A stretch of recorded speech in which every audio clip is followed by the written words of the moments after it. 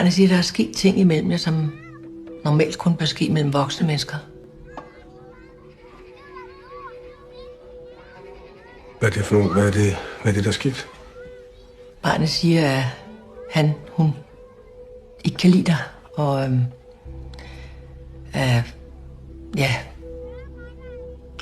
hun har set dine kønsdele.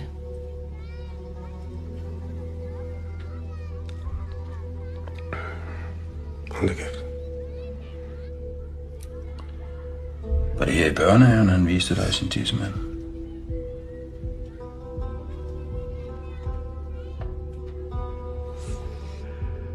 Lukas, jeg kender min lille pige, og hun lyver ikke, og det har hun aldrig nogensinde gjort.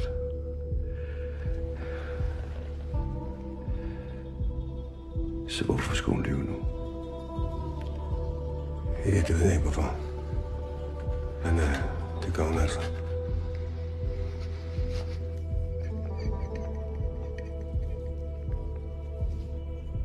Hvorfor lå du min far? Det gør jeg ikke. Hvorfor lå du min far, dit svin?